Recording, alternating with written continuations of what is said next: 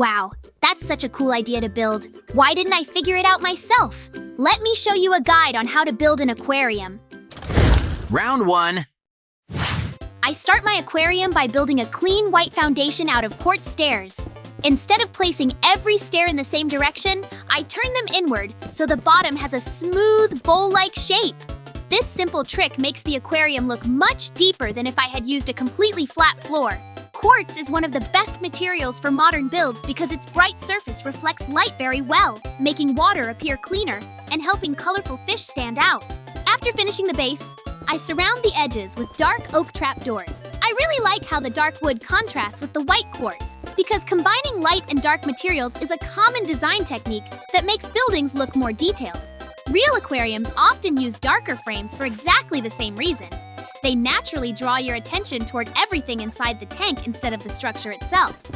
I may not be an expert builder, but this color combination already makes my aquarium look much more interesting than a simple white box. Now I fill the middle section with water blocks because this will become the main aquarium where all the sea life will live. Clear water is the most important part of any aquarium since it lets everyone enjoy watching the fish, coral, and other decorations inside. In real life, keeping aquarium water crystal clear takes a lot of work because powerful filtration systems constantly remove dirt and harmful substances to keep aquatic animals healthy. Once the water is in place, I build a roof using quartz blocks, decorate the edges with more dark oak trapdoors, and finish everything by placing nether bricks on top. The dark red bricks give the roof extra depth and make it stand out against the bright white quartz. Using different textures on the same build is a simple architectural trick that prevents large surfaces from looking flat or boring. Even though my aquarium isn't very big, the combination of white quartz, dark wood, deep red nether bricks, and bright blue water gives it a balanced appearance that would fit perfectly inside a modern Minecraft house. Phew, it took so much effort. Great, my aquarium is ready. Oh, wow!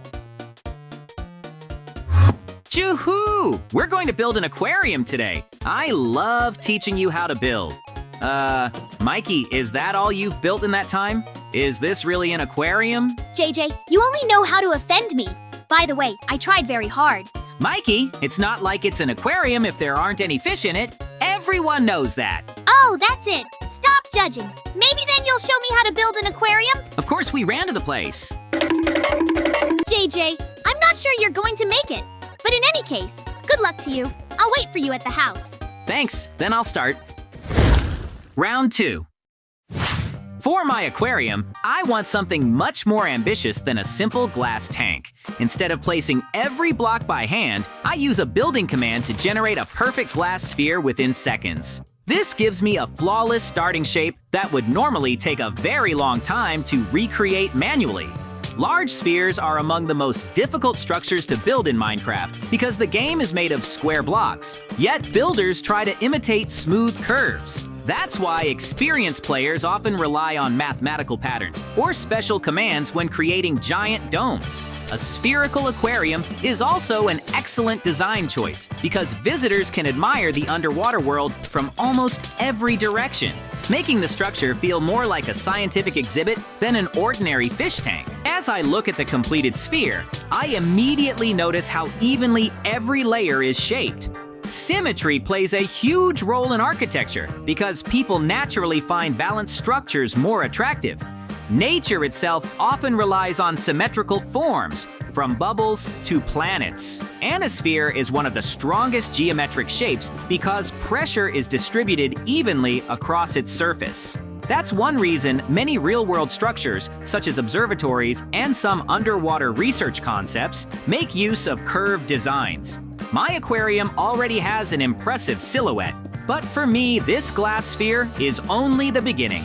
Now, it's time to create a foundation worthy of supporting such a massive centerpiece. Below the enormous glass sphere, I begin constructing a sturdy foundation from stone bricks. Since the aquarium itself has smooth, rounded curves, I don't want the base to be just a plain rectangular block.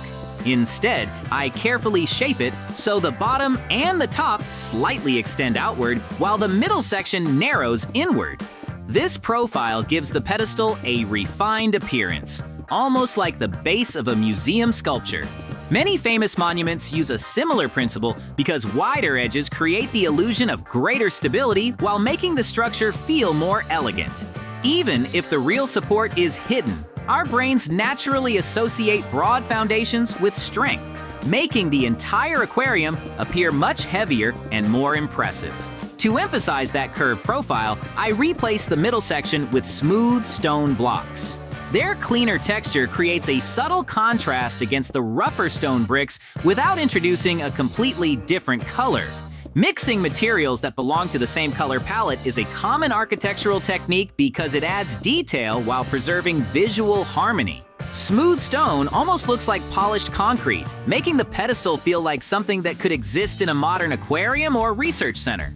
Rather than overwhelming the build with many different block types, I let texture do the work, allowing every layer of the base to stand out naturally. As I continue expanding the pedestal, I constantly step back to check its proportions. One of the biggest mistakes builders make is focusing only on individual details instead of the entire structure. A massive aquarium sitting on a tiny base would look unstable, while an oversized pedestal could steal attention from the glass sphere itself. Finding the right balance is an important part of architectural design because every section should support the overall composition instead of competing with it. Taking a few moments to evaluate the silhouette from different angles often saves builders from rebuilding large sections later. With the foundation nearly complete, the aquarium already resembles an exhibit that belongs inside a futuristic marine museum. The stone bricks give it a timeless appearance, while the smooth stone adds a modern touch that prevents the pedestal from looking too heavy. It's interesting that many public aquariums intentionally combine traditional materials like stone with large glass panels because visitors subconsciously associate stone with permanence and glass with innovation. That's exactly the feeling I'm aiming for here. Before I even place a single fish inside, the build already tells a story of strength, supporting something delicate and beautiful suspended above it. As I study the glass sphere more carefully, I realize it still doesn't have the silhouette I'm imagining. While a perfect sphere is mathematically beautiful, it doesn't quite resemble the elegant aquarium display I want to create.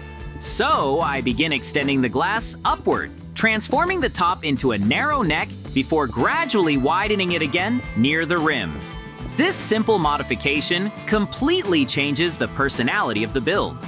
Instead of looking like a giant bubble, it now resembles a carefully crafted glass vessel that could belong in a luxury aquarium or an underwater laboratory. Sometimes the smallest changes to a silhouette have the biggest impact on how a structure is perceived. Creating a neck isn't just about making the aquarium taller. In architecture and industrial design, narrowing the middle before expanding the top helps guide the viewer's eyes upward, making the entire structure appear more graceful. Many decorative vases, laboratory flasks, and even historical towers use this principle because it creates a natural visual flow. Working with glass is especially challenging since every misplaced block immediately catches the eye. That's why I carefully adjust each layer, making sure the curves remain smooth from every viewing angle. The goal isn't simply to add height, it's to preserve the elegant proportions of the entire aquarium while giving it a much more distinctive shape.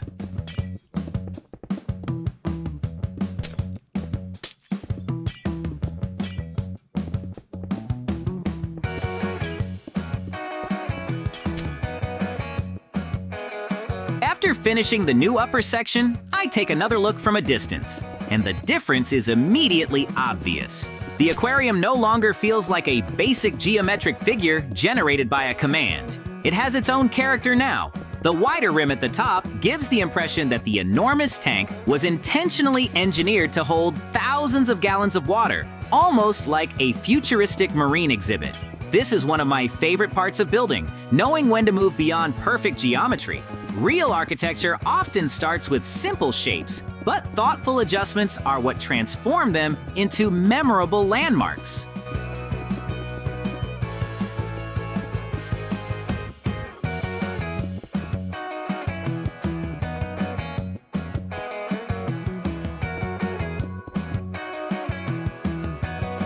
Now, I want the aquarium to look as strong as it is beautiful. So, I begin adding vertical stone brick supports around the outside. I place one on each side of the glass, creating long structural bands that connect the foundation to the upper section. Besides making the build more detailed, these supports visually suggest that the enormous tank is being reinforced by a sturdy frame.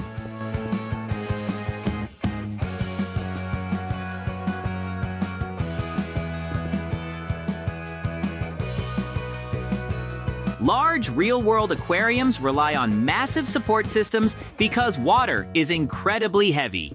Just 1 cubic meter of water weighs about 1 metric ton, so engineers must carefully design frames that can handle tremendous pressure. My Minecraft aquarium doesn't have to obey real physics, but adding these supports makes the structure feel much more believable.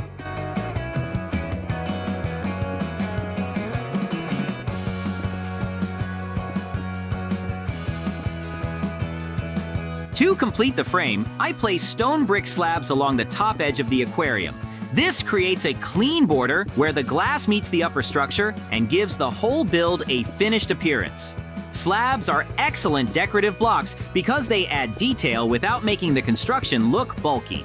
They also soften transitions between different materials, preventing harsh edges from distracting the viewer.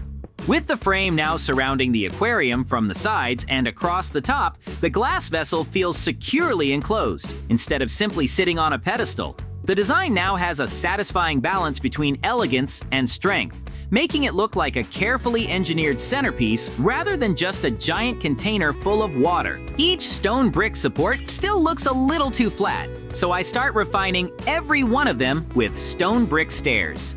I place the stairs along the edges, around the corners, and at the joints where different sections meet. Stairs are one of the most useful decorative blocks in Minecraft because they can completely change the appearance of a build without adding much extra size. Instead of looking like simple rectangular pillars, the supports now have gentle curves and layered details that catch the light from different angles. This technique is used by many experienced builders because even a small amount of depth makes large structures feel far more realistic. The most challenging part is choosing the correct direction for every stair block. If even one stair faces the wrong way, it immediately breaks the smooth flow of the entire support. I slowly rotate each piece until every corner blends naturally into the next one. Curved lines in Minecraft are really an illusion, created by carefully combining different block shapes. Since the game world is built entirely from cubes, builders use stairs, slabs, and walls to trick the eye into seeing rounded surfaces. It's a clever design technique that allows massive builds to look much smoother than they actually are. Once every support is finished, I step back to admire the result. The stone framework now looks elegant instead of heavy, almost as if it wraps around the aquarium rather than simply holding it up. Light and shadows create beautiful highlights along every stair block, giving the structure much more depth than before. This is why I enjoy spending extra time on detailing. From a distance, players might not consciously notice every stair I placed, but they immediately notice that the entire aquarium feels richer, more polished, and much closer to something they might see in a professional Minecraft showcase.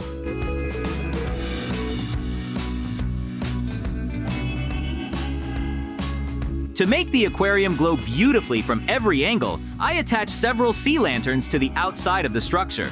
Their bright white light perfectly matches the clean palette of stone and glass, while making the entire build stand out at night.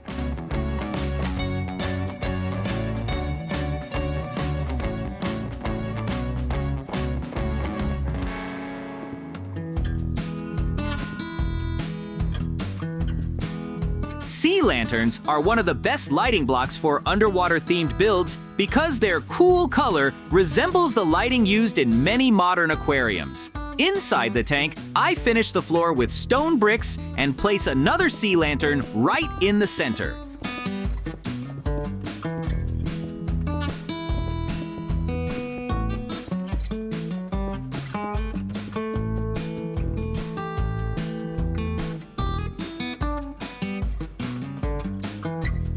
The light shines upward through the water, illuminating every corner of the aquarium and making the space feel much deeper.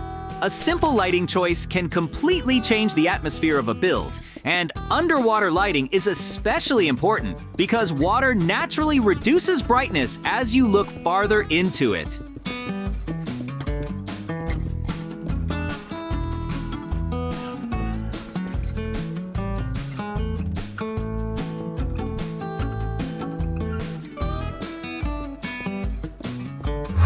Now, it's finally time to fill the aquarium with water.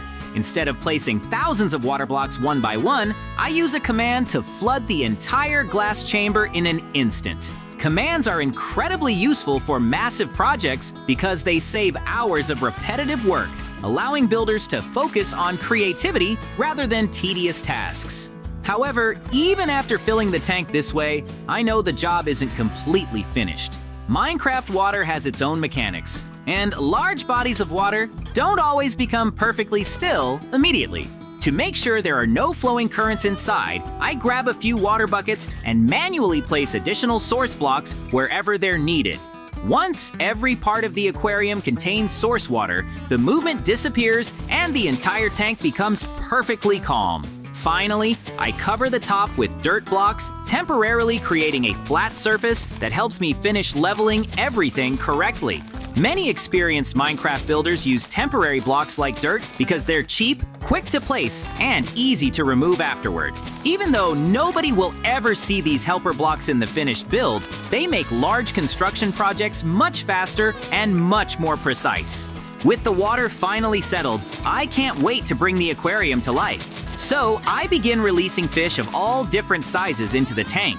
Watching them swim through the crystal clear water instantly makes the entire build feel alive, instead of looking like an empty glass container. Minecraft offers several kinds of tropical fish with countless color combinations, which means no two aquariums ever have to look exactly the same. In real public aquariums, designers also mix different species carefully to create colorful exhibits while making sure the animals can safely live together. Just as I'm about to continue adding more sea creatures, I realize I've overlooked an important detail. The bottom of the aquarium still needs a proper natural base, so I head underneath the structure and start finishing the foundation with sand. A sandy floor completely changes the underwater atmosphere because it resembles the seabed found in tropical oceans and coastal waters.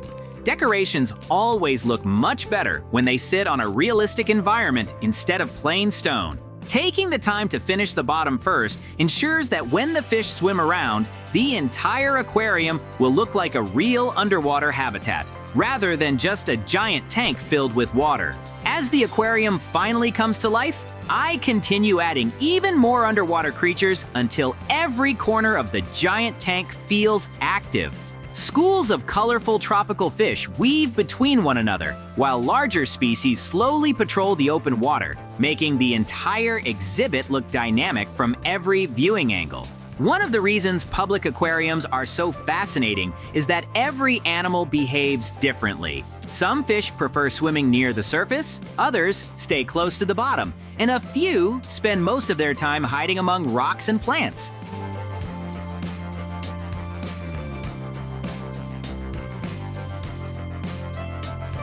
Mixing creatures with different movement patterns makes the environment feel much more natural because there is always something interesting happening wherever you look. This is a trick that Minecraft builders can use as well. Instead of spawning dozens of identical fish, combining many different species creates the illusion of a living ecosystem rather than a decorative display. Now that the aquarium is filled with life, the glass no longer feels empty. The fish constantly draw attention to different parts of the build, encouraging visitors to walk around the structure and discover something new from every angle. At this point, the aquarium has become far more than a beautiful building. It feels like a complete underwater world captured inside a giant glass exhibit. Great! My aquarium is ready! It's time for me to show it to the guys! Wow, JJ, you've got such a big and incredibly stylish aquarium. I'd even like to swim in it, but I'm a little afraid. Thank you, Mikey. I am very glad that you liked my building. Well, I think it's time for us to finish. Yes, JJ, you're right. Subscribe and like. Bye-bye.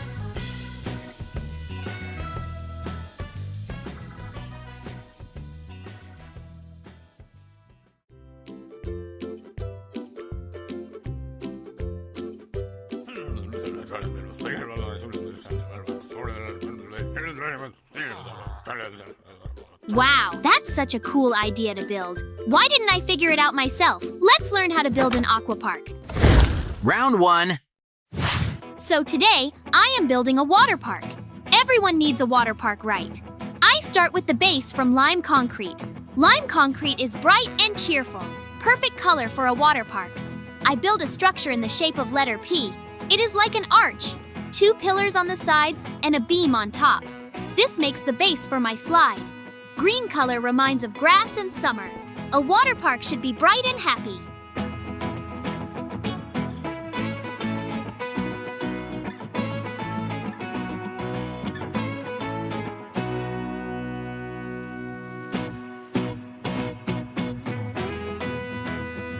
I climb to the top of the green arch. Here will be my little house. First, I put a floor from orange concrete. Orange concrete is warm and sunny looking. Around the orange floor, I build walls from yellow concrete. Yellow walls are like sunshine.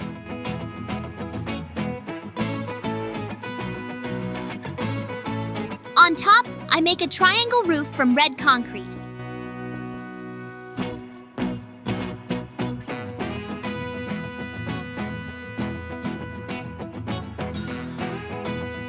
Red roof completes the rainbow house. You get a small beach house up high. It looks very cute up there.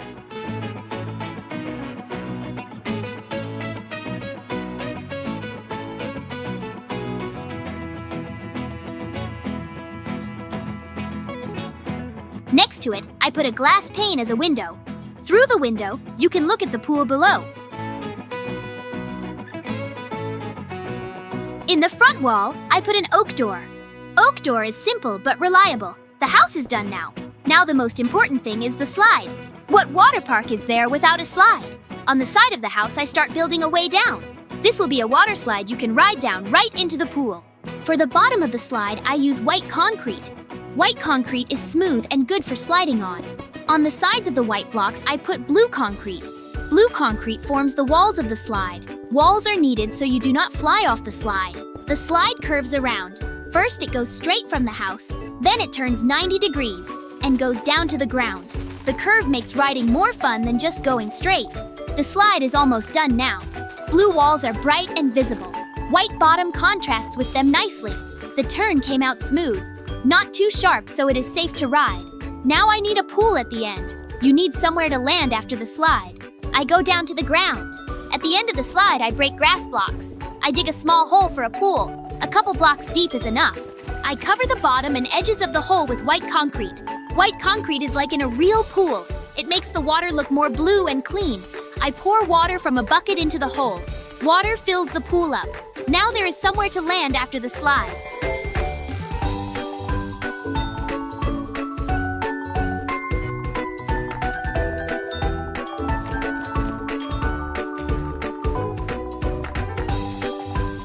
The pool is small, but enough.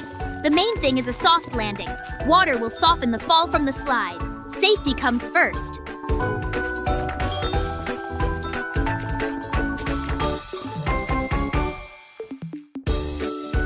I climb back up to the start of the slide by the house.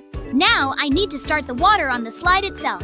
I pour water on the white concrete inside the channel. Water starts to flow down. It runs down the slide, goes around the turn, and right into the pool. Works great now. Now you can slide down with the water flow, like on a real water slide in a water park. I go down for decorating. I replace grass blocks around the pool with sand. Sand creates the look of a beach. What water park is there without a beach? Sand is warm and nice to be on. You can lie down after swimming. Yellow sand goes well with blue water. Classic beach combination. The water park is becoming more and more real.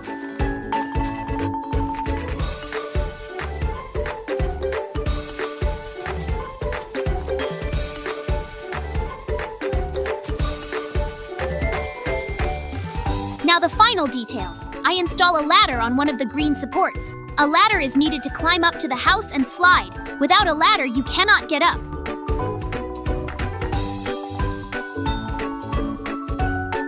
Phew, it took so much effort. Great, my aqua park is ready. Hello? Hey, Banana Kid, look! I built it! Do you like? No. What? Is my aqua park more like a dollhouse? What? It's a pity, but I tried so hard. Maybe then you'll try to build the best aqua park yourself? Yay! They ran to the place. This is where your building will be.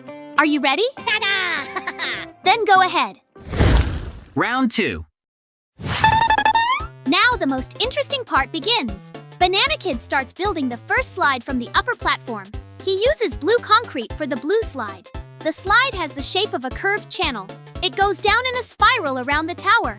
Blue color is bright and reminds of water. The spiral descent will be very fun. You spin while riding down.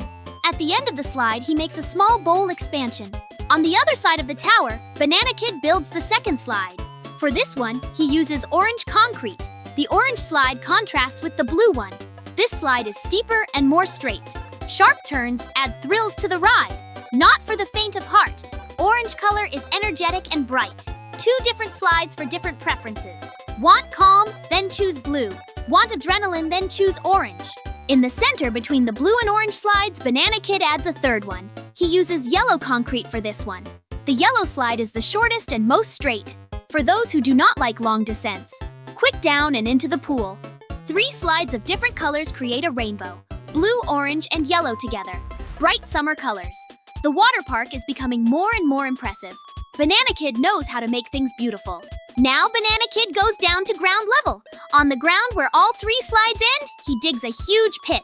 The pool shape is irregular and curved. It looks like a bean or kidney shape. This is more interesting than a simple rectangle. Organic shapes look more natural. He covers the bottom and walls with white concrete. White concrete is standard for pools. He fills it all with water. A huge pool is ready to receive everyone who slides down. Banana Kid climbs back up to the tower. He pours water at the start of each slide. First, the blue slide gets its water flow. Water rushes down the channel, then the orange one, and finally the yellow one. 3 streams of water run to the pool. All slides are now fully functional. You can ride with water like in a real water park.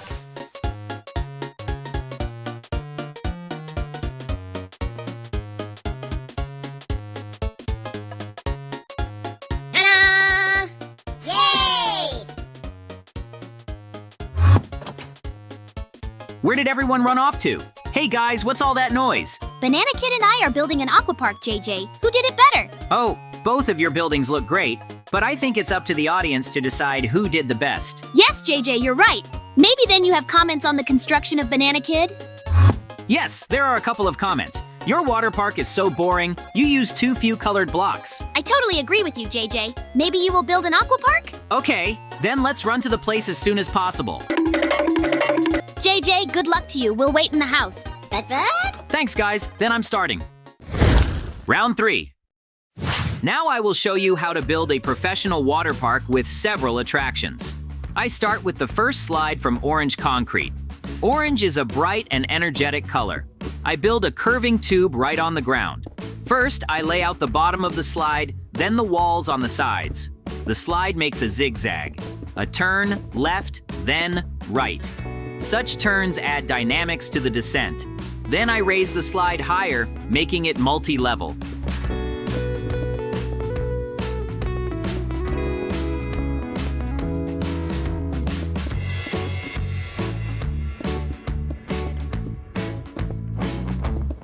A multi-level slide is more interesting than a flat one.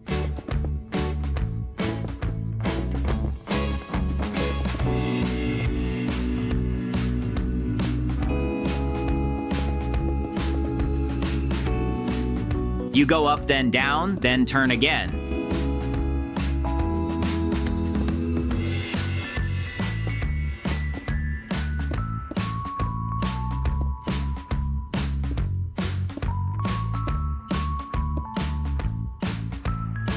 This creates a water roller coaster effect.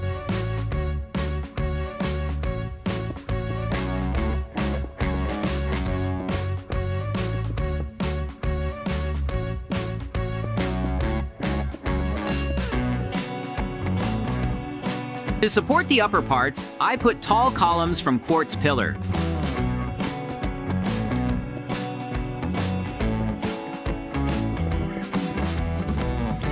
Quartz pillars are white and elegant looking. They will hold the weight of the structure. On the side of the orange slide, I build a spiral staircase from quartz stairs. You can climb up using it.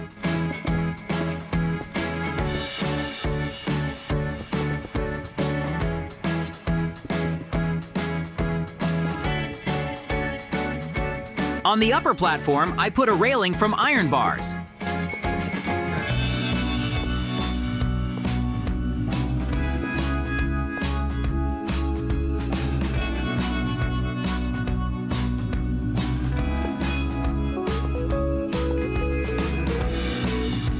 Iron bars are safe and strong.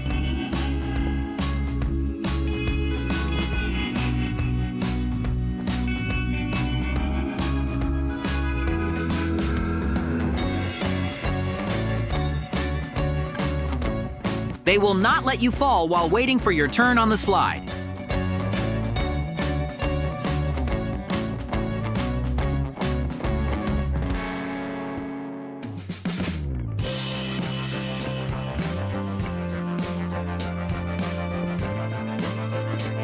Visitor safety is a priority.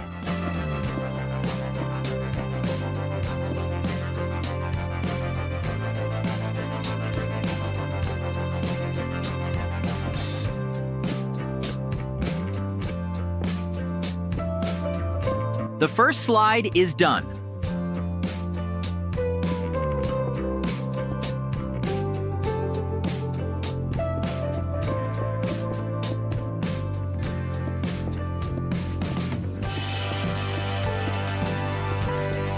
Orange curves look exciting.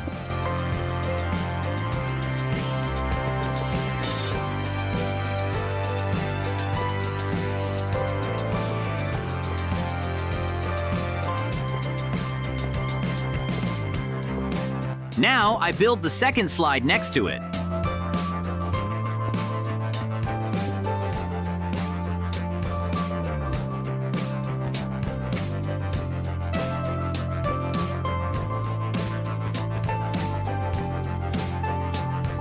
I use yellow concrete for variety.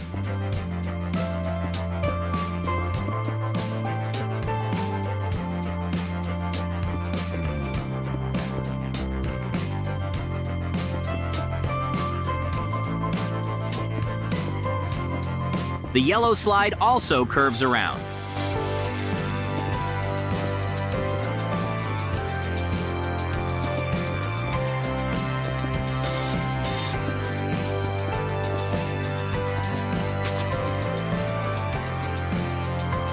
The yellow slide intertwines with the orange one.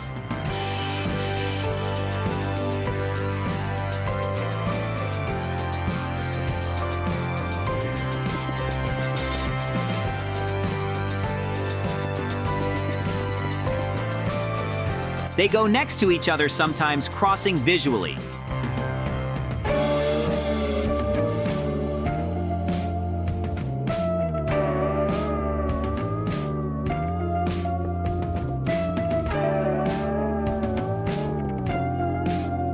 This creates a complex, beautiful structure.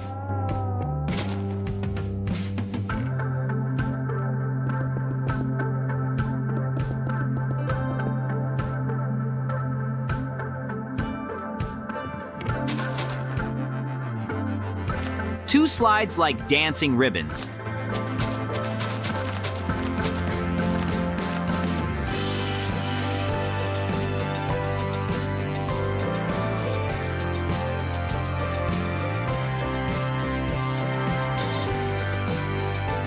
The yellow one descends down its own path.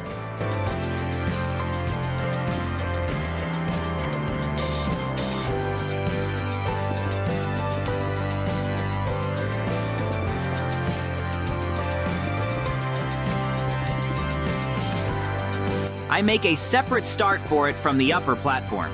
Each slide has its own start point.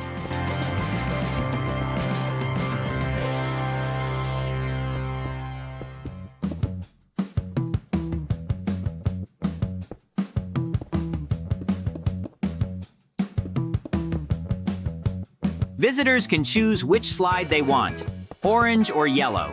Both lead down but by different paths.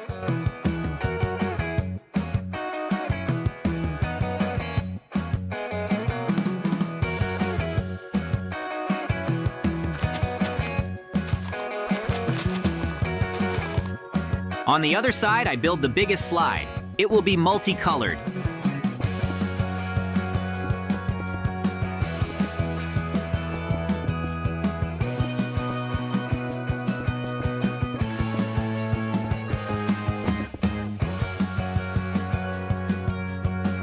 I use stripes from blue concrete, red concrete, and orange concrete. Blue, red, and orange alternate.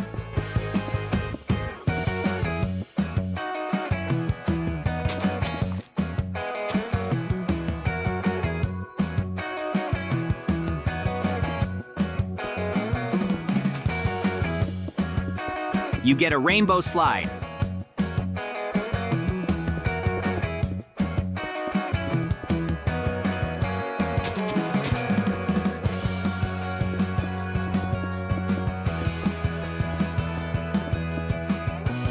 It is wide and designed for several people at once.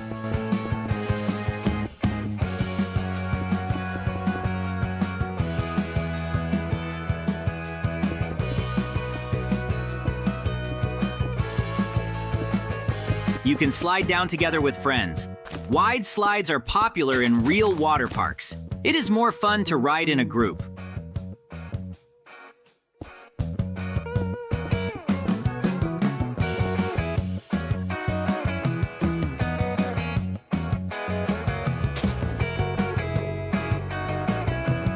Multicolored stripes create a speed effect.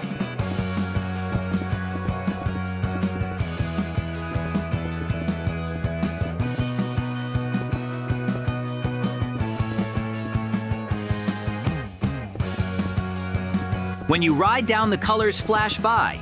This enhances the riding sensations.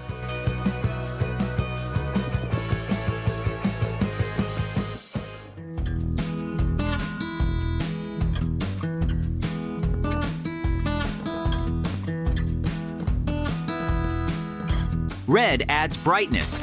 Blue reminds of water. Orange connects with the first slide.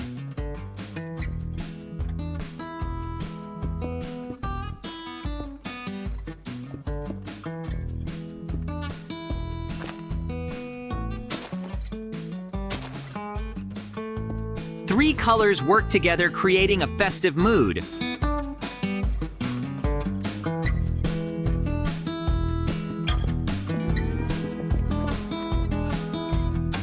A water park should be a bright and happy place for all ages to enjoy.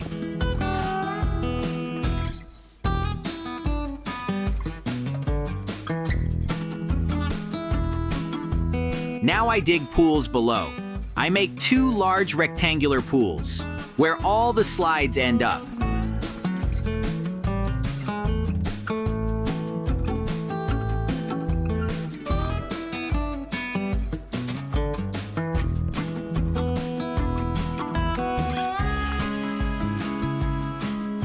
I cover the bottom and walls with block of quartz.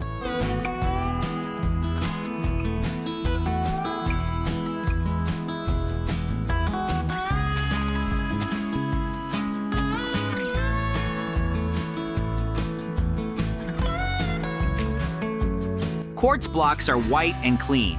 They create the feeling of an expensive resort.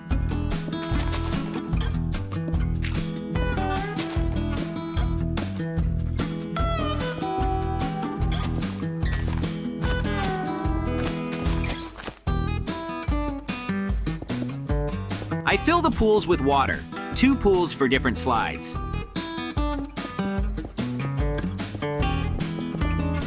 I also pour water at the start of all slides. Water flows down the channels into the pools. All slides now function properly. Between the pools, I make a rest zone. I build a wooden deck from birch planks.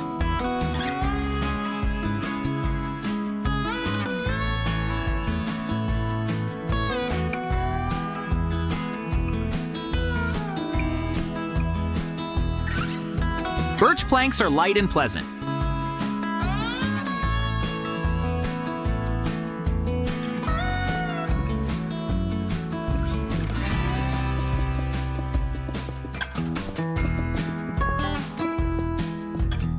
You can sunbathe on them after swimming. Around on the grass, I put beach umbrellas. For the pole, I use fence. A fence post serves as the umbrella stem. On top, I attach carpet in white and red colors. You get a striped canopy, classic beach umbrellas like at a resort.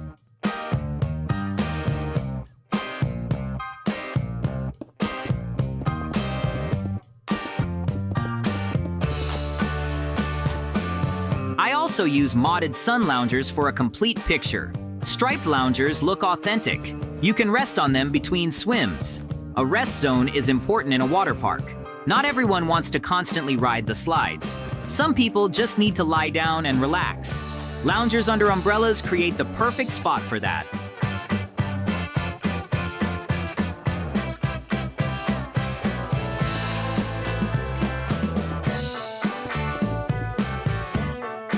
I build a beautiful entrance to the water park territory.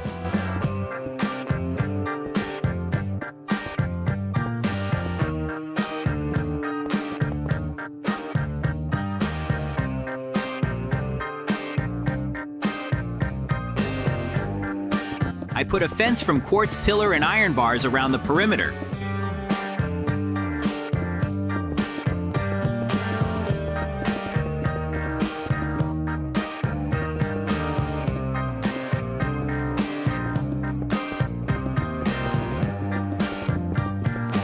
Quartz pillars are like gate posts.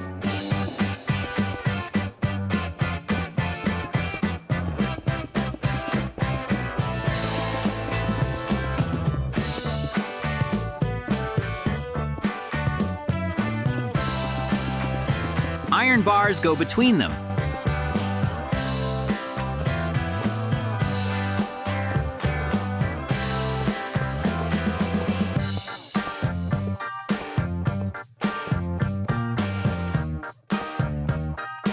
I make a tall arch over the entrance.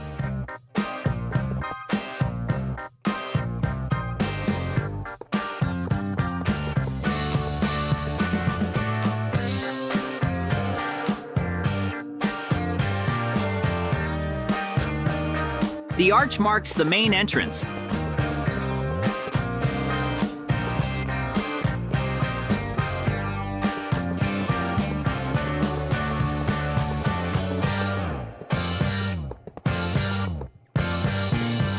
Through it, visitors enter the water park. The fence creates territory boundaries and looks professional. Great, my aqua park is ready. It's time for me to show it to the guys. Wow, JJ, you've got a wonderful aqua park. All the slides look so exciting. Thank you guys. I am very glad that you liked my building.